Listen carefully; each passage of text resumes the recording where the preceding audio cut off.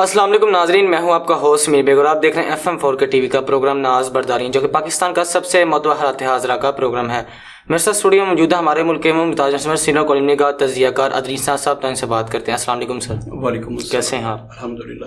سر، کہنے کو تو الیکشن کمیشن آف پاکستان نے 8 فروری 2024 کو الیکشن کا اعلان کر دیا ہے، لیکن نہ تو اس سلسلے میں کسی سیاسی جماعت میں تحریک نظر آ رہی ہے، نہ متعلقہ اداروں میں۔ آپ کو کیا لگتا ہے واقعی 8 فروری 2024 کو عام انتخابات ہو جائیں گے؟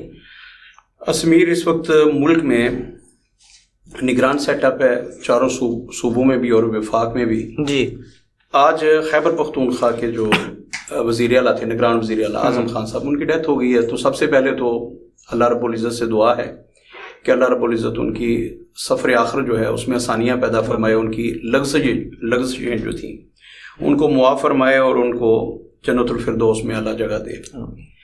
اچھا دیکھیے، موت کیسی اٹل حقیقت ہے، یہ جتنے بھی نگران ہیں ان کے لیے بھی ایک سبق ہے کہ اعظم خان صاحب کو، جو خیبر پختونخوا کے نگران وزیر اعلیٰ تھے، انہیں پتا تھا کہ انہوں نے چلے جانا دنیا سے، وہ چلے گئے۔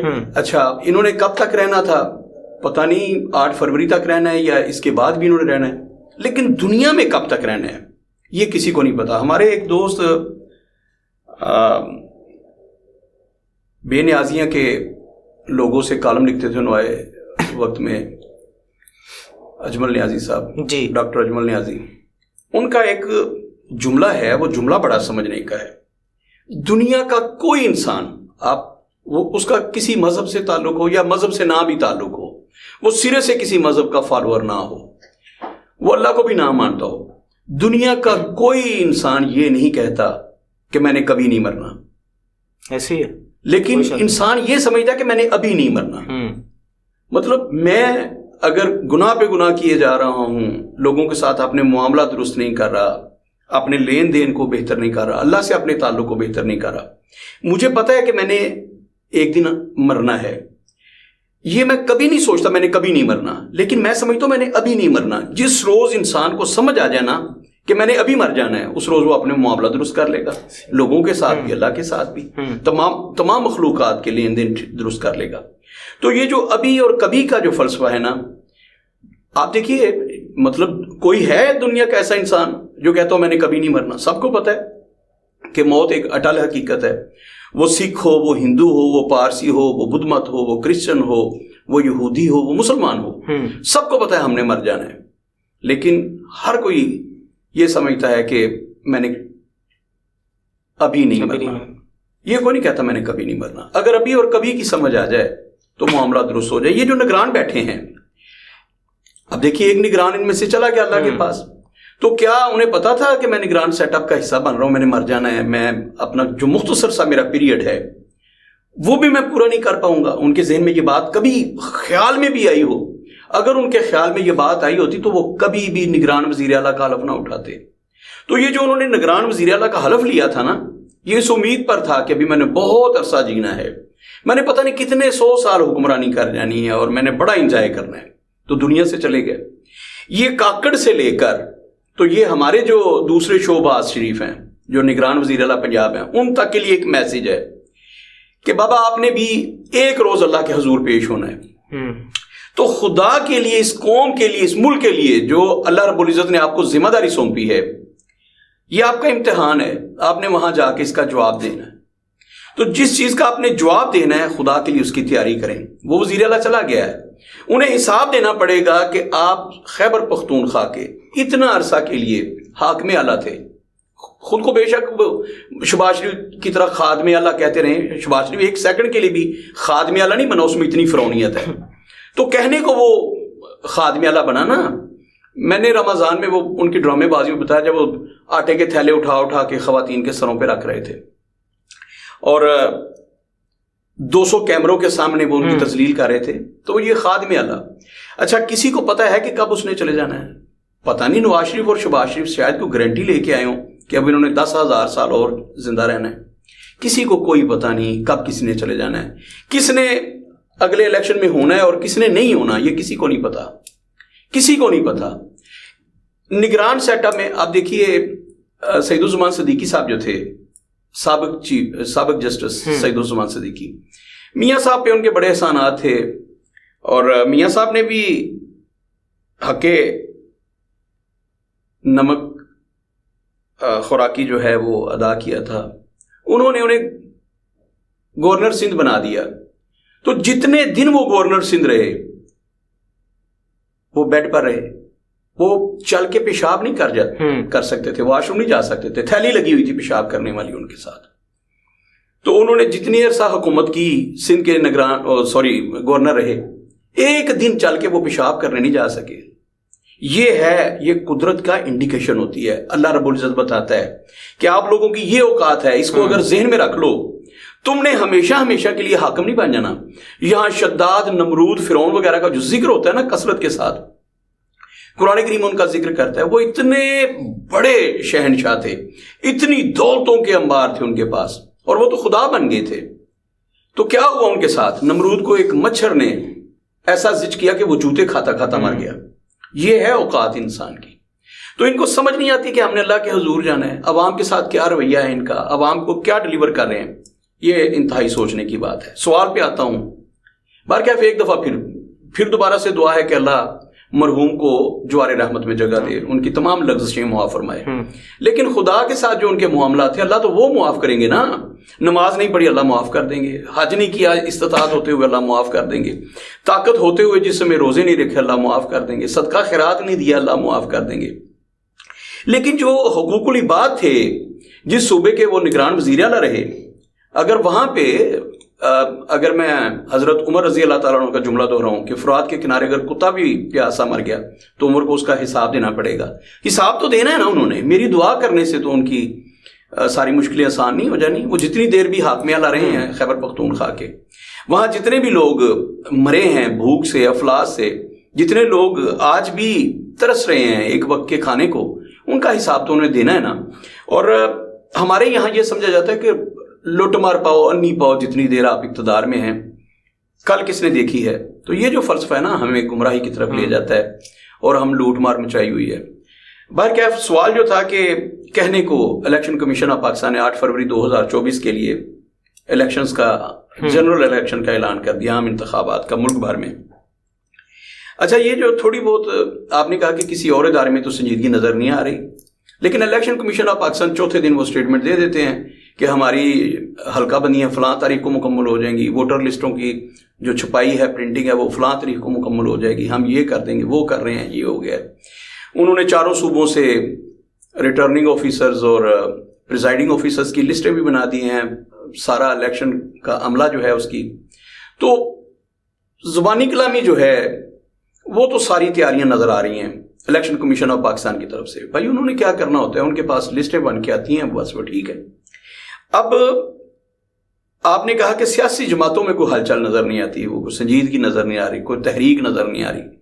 تو تحریک کہاں سے نظر آئے؟ جو بندہ عوام کے لیے، سو کالڈ عوام کے لیے لڑ رہا تھا، وہ تو ہے کال کوٹھڑی میں. میاں صاحب جو ہیں ان پر مقدمات ہیں، اور جب تک عدالتیں انہیں بالکل کلیئر نہیں کر دیتی تو وہ سمجھتے ہیں کہ میں ابھی الیکشن نہ ہوں جب تک میں بالکل مجھے کلین چٹ نہ مل جائے، مجھے گرین جھنڈی نہ دکھا دی جائے، سبز جھنڈی، کہ جائیں آپ جا کے کمپین کریں اور الیکشن لڑیں، تو اس میں 2-3 ہفتے بھی لگ سکتے ہیں، 1 مہینہ لگ سکتا ہے اس میں. تو میاں نواز شریف صاحب تو اس وجہ سے کہ ان کے کیسز جو ہیں اب دوبارہ سے ری اوپن ہوں گے، ان میں انہیں ریلیف ملے گا جو لگ رہا ہے جی، تو اس کے بعد پھر وہ ملک گیر تحریک شروع کریں گے. اب ان کا مد مقابل جو ہے وہی پیپلز پارٹی، باقی جو تحریک استحکام پاکستان اور کاف لیگ اور فلاں فلاں فلاں فلاں فلاں، ان جماعتوں کا تو ذکر نہ کریں. مقابلہ جو ہونا ہے ایم کیو ایم کے ساتھ، مسلم لیگ نون کا انتخابی اتحاد ہو چکا، الحاق ہو چکا. اس کی ہم نے اس پہ پروگرام بھی کیا تھا. جب وہ لاہور آئی، ایم کیو ایم کی قیادت میاں نواز شریف سے ملی، اور اس کے بعد مسلم لیگ نون کی جو سینئر قیادت ہے جس کو لیڈ کر رہے تھے جناب سعد رفیق، ان کی قیادت میں پھر انہوں نے پریس کانفرنس بھی کی ان کی معیت میں، تو اس پہ ہم پروگرام کر چکے ہیں. بہرکیف اگلے اتحاد تو بن رہے ہیں. اب پیپلز پارٹی جو ہے وہ خم ٹھونک کے نکلے گی، اور مسلم لیگ نون کے پھر وہ بیچ رہے، اور شہباز شریف صاحب کی وہی تقریریں ہیں، جالب کے شعر، میں نہیں مانتا، میں نہیں جانتا، تو میں پیٹ پھاڑ کے سارے پیسے نکالوں گا، وغیرہ وغیرہ. یہ تقریریں ہم دوبارہ سنیں گے شہباز شریف صاحب کی. میں نے اگر زرداری کو یا فلاں کو اب نام بدل دیں گے. عمران خان کو میں نے سڑکوں پہ نہ گھسیٹا تو میرا نام شہباز شریف نہیں. تو یہ قدرت کا انتقام ہوتا ہے, یہ ان کا نہیں. اگر نواز شریف صاحب کو اللہ رب العزت نے اقتدار سے اٹھا کے باہر پھینکا تھا, ان کے حکومت ہوتے ہوئے, حکومت میں تھے اور نااہل ہوئے, سزا یافتہ ہوئے اور پھر باہر چلے گئے, اپنے کسی گھر والے کا جنازہ نہیں پڑھ سکے. نواز شریف صاحب کو سوچنا چاہیے کہ میں اپنے باپ کا جنازہ نہیں پڑھ سکا, اپنی والدہ کا جنازہ نہیں پڑھ سکا, اپنی بیوی کا جنازہ نہیں پڑھ سکا, اور ہو سکتا ہے میرے بیٹے میرا جنازہ نہ پڑھ سکیں. ہو سکتا ہے مریم پہ اس وقت ایسے مقدمات ہوں کہ مریم بی بی جو تقریریں کرتی ہیں, ابا کے گلے لگتی ہیں, ابا کی خاطر کمپین کرتی ہیں, وہ ان کا جنازہ نہ پڑھ سکیں. یہ نہیں پتا پہلے کس نے جانا ہے, لیکن یہ ساری چیزیں جو ہے یہ چونکہ اٹل حقیقت ہے, اس لیے اس کی طرف ضرور سوچنا چاہیے. تو عوام کو دینے کے لیے ان کے پاس کیا ہے, یہ سوچنے کی بات ہے. عوام کو دینے کے لیے تو کچھ بھی نہیں ہے. میاں صاحب کی جو اب تک کی آخری تقریر ہے وہ ہے جو انہوں نے تقریباً 5-6 سال بعد کی, وہ کی انہوں نے لاہور مینار پاکستان پہ, اور وہاں پہ وہی باتیں تھیں جو ہم سنتے سنتے ہمارے کان پک گئے ہیں کہ میں بے روزگاری ختم کر دوں گا, بجلی سستی کر دوں گا, میں آٹا سستا کر دوں گا, میں یہ کر دوں گا, وہ کر دوں گا. وہ ساری چیزیں جو ہے نا یہ 75-76 سال سے ہم سن رہے ہیں. ہر دفعہ یہ اعلانات ہوتے ہیں کہ جب ہماری حکومت آ جائے گی تو پھر ہم عوام کو ریلیف دیں گے, آئی ایم ایف سے چھٹکارا پالیں گے, ہم آئی ایم ایف کا کشکول توڑ دیں گے. عمران خان صاحب کو یاد کیجئے, ہم آئی ایم ایف کے پاس جانے کی بجائے میں خود کچھ کر لینے کو ترجیح دوں گا, میں آئی ایم ایف سے بھیک نہیں مانگوں گا, وغیرہ وغیرہ وغیرہ وغیرہ. یہ ساری باتیں اب اتنی بکواس لگتی ہیں جب کوئی کرتا ہے کہ میں آئی ایم ایف کے پاس نہیں جاؤں گا, میں عوام کو بے روزگاری کی دلدل سے نکال لوں گا. عمران خان میرے نزدیک لوگوں کی آخری امید تھے, وہ امید بھی دم توڑ گئی. تو ان کی جو بکواس ہے میاں صاحب کی, یہ تو ہم صدیوں سے سن رہے ہیں ان کا کہ میں بے روزگاری ختم کر دوں گا, میں دودھ کی نہریں بہا دوں گا. بھائی آپ کا کیا درا تو عوام بھگت رہے ہیں جی. آج اگر کسی کو 100 یونٹ پہ 10,000 روپے بل آ رہا ہے تو اس کا ذمہ دار کون ہے؟ آپ ہیں اس کے ذمہ دار. اگر لوگ 25,000 30,000 روپے بل جمع کروا رہے ہیں, صرف مطلب گھر میں اے سی نہیں چل رہے, اور عام بندہ جس کے 300-350 یونٹ ہیں وہ ان کے بل ذرا ملاحظہ فرمائیں. تو اگر وہ بیچارے اپنی ساری کی ساری تنخواہ, جس کی 18 سے 20,000 25,000 روپیہ تنخواہ ہے, وہ بجلی کے اور سوئی گیس کے بل دیتا ہے, اور اس کے بعد اللہ کے توکل, چونکہ رزق کا وعدہ اللہ نے کیا ہے, پتہ نہیں اللہ کہاں سے رزق دے رہا ہے. تو ان حکمرانوں نے جو کچھ کیا ہے, ان کو یہ یاد رکھنا چاہیے کہ ایک دن نواز شریف نے بھی اللہ کے پاس جانا ہے, ایک دن شہباز شریف نے اللہ کے پاس جانا ہے, زرداری نے اللہ کے پاس جانا ہے. خدا کی قسم اتنی دولت ہے ان کے پاس, اتنی دولت ہے, ہوس ختم نہیں ہو رہی. اگر نواز شریف یہ تہیا کر لے کہ اب میں نے اقتدار میں آ گیا, کرپشن نہیں کرنی, نہ میں نے خود لوٹنا ہے, نہ اپنے وزیروں کو لوٹنے دینا ہے, اپنے مشیروں کو لوٹنے دینا ہے, رب کعبہ کی قسم ملک میں انقلاب آ جائے گا. بھائی ان کے تو اتنے کاروبار ہیں نا, 200 کاروبار ہے, ٹھیک ہے, سونا اگلنے والی مشینیں ہیں ان کے پاس, فلور ملز ہیں, بجلی بنانے کے کارخانے ہیں, آٹا بنانے والی مشینیں ہیں, فلور ملز ہیں, چینی کے کارخانے ہیں, پتہ نہیں کیا کیا ہے. اتفاق فاؤنڈریز نے تو بچے دیے ہیں, اتنے زیادہ کارخانے کہ کیل سے لے کر ہوائی جہاز تک آپ بنا رہے ہیں, لیکن پیٹ نہیں بھر رہا. تو یہ اگر سوچ لے کہ میں نے جو بھی میرے بچے باہر بیٹھ کے کاروبار کر رہے ہیں, پوری دنیا میں ہمارے کاروبار پھیلے ہیں, انڈیا سے جتنے پیسے ہمیں آتے ہیں جو ہم نے وہاں انویسٹمنٹ کیا, ہمیں تو ضرورت ہی نہیں. میاں نواز شریف سوچ لے کہ اس دفعہ اقتدار میں آ کے نہ میں نے خود, اور نکے میاں کا ہاتھ پکڑ کے رکھنا ہے. سب سے زیادہ کرپشن وہ ہے جس کی جیب سے دھیلا نہیں برآمد ہوا ابھی تک, جس نے 1100 ارب روپے کی کرپشن معاف کروا لی ہے, اور ایک دھیلے کی کرپشن جس پہ ثابت نہیں ہوئی, اس کا ہاتھ پکڑ کے رکھنا ہے. سب سے زیادہ کرپشن وہ کرتا ہے, اور اس کا جو نکا میاں ہے, اس کا جو نکا میاں ہے حمزہ شہباز شریف, اس کا ہاتھ پکڑ کے رکھنا. اگر نواز شریف صرف ان 2 لوگوں کی کرپشن روک لے تو پاکستان کی 50% کرپشن ختم ہو جاتی ہے. تو خدا کا خوف کریں. میاں صاحب 74 سال کے ہو گئے ہیں, تو یاد کریں سعید الزمان صدیقی کو, اور آج خیبر پختونخوا کے نگران وزیر اللہ کا جب جنازہ پڑھے یا ان کے فاتح خانے کے لیے جائیں, تو پھر ذہن میں رکھنا ہے کہ میں نے بھی اللہ کے سامنے چلے جانا, اور کس منہ کے ساتھ جانا ہے. اتنی دولت کے انبار لے کے کہاں جانا ہے. باہر کیا میں عرض کر رہا تھا, الیکشن جو ہیں لگ رہا ہے کہ 8 فروری جو ہے اس پہ ہو جائیں گے. اس کی وجہ یہ کہ میاں نواز شریف اس کو لیٹ نہیں کرنا چاہیں گے. بس تاخیر اس کی یہ ہے کہ میاں صاحب کو یہ ہے کہ کسی طریقے سے میرے مقدمات ختم ہو جائیں, میری سزائیں معاف ہو جائیں, وہ ہمیشہ ہمیشہ کے لیے ختم ہو جائے, مجھے کلین چٹ مل جائے, میں ڈرائی کلین سے نہا دھو کے بالکل صاف ستھرا ہو کے نکلوں, جیسے کورا لٹھا نہیں ہوتا ویسا بن کے میں باہر نکلوں اور پبلک کو بتاؤں دیکھو میرے دامن پر میرے ایک دھیلے کی کرپشن کا داغ نہیں ہے. وہ شہباز شریف کا جملہ. तो देखो मैं कैसा ड्राई क्लीन होके आया हूं, आप मुझे वोट दो, मुझे हुक्मरान बना दो।